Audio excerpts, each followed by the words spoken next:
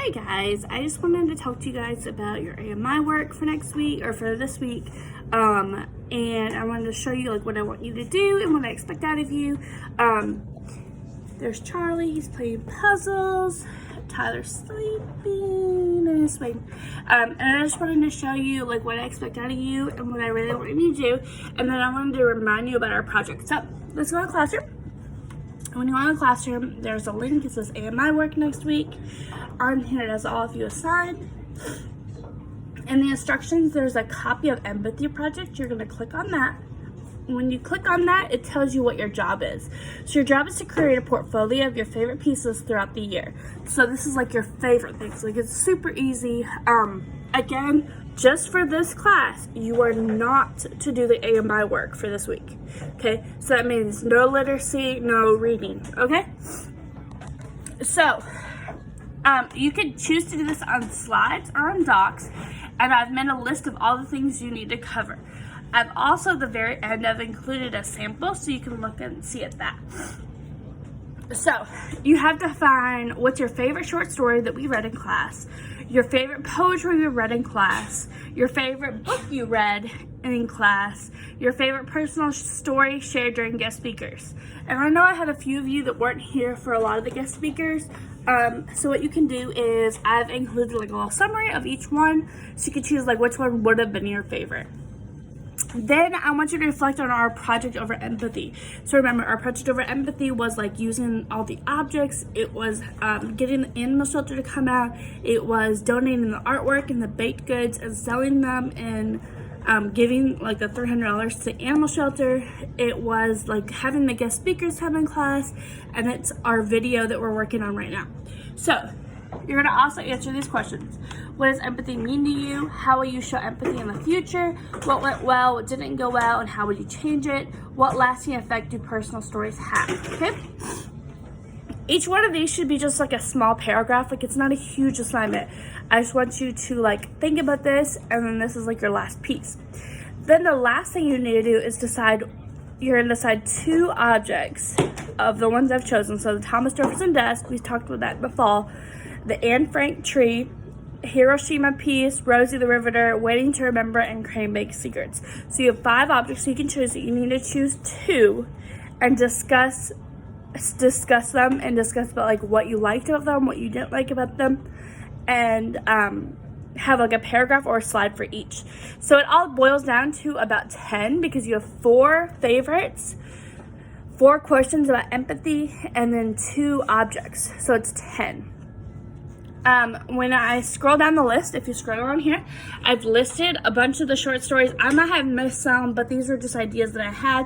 These were some of the short stories that we read in class. If you want to, you can Google them and it will give you like a short summary. I also gave you a reminder of our guest speakers and so who came. And then I talked about some of the poetry that we read in class. And then I've listed the objects. So for the objects, we have the Thomas Jefferson desk, which is where the Declaration of Independence was written. It's that piece that we looked at the very beginning of the year. Then we had the Hiroshima, which was this like modern art that a lot of you really liked. That's all about like the bombing of the city.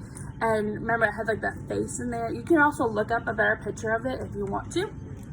Then we had Rosie, which we used this piece right here, and this is the woman who went to work during World War II, which changed a lot of things because women didn't work before then, and they pulled their parts. Then we have the Anne Frank tree, which was the tree that she could see outside of her house. The actual tree is right here. They have taken a part of it and grown it again in Little Rock at the Clinton Center. Then we have the Waiting to Remember, which is what we did during Poetry Week. And this is when they talked about the Elaine riots. In the little backgrounds, you had like words up beside like riot and Paragould and Arkansas and crisis.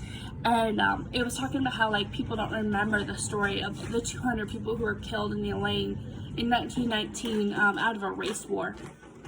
Then I've included a sample. So this is my sample. You can do it on slides, you can do it on here, however you want to do it. I just have a little paragraph for each one. So I said that my favorite short story was Thank You Ma'am, and I explained why. My favorite poem was this. My favorite guest speaker was this. My favorite book was this. And then I started the paragraphs, but I didn't stop it. So I want you to come. I wanted to make sure that your ideas were 100% original when it came to this. So I really want you could take these and you can expand on them if you want. So empathy to me means, good job, Charlie. In the future, I will show empathy by, so these will all be little paragraphs. They don't have to be super long. Not at all. And then, good job. And then you would need to have 2 paragraphs talking about 2 different, I know you did, good job. You would have 2 different paragraphs talking about a piece for each one. So I have one about waiting to remember, which is the landrise.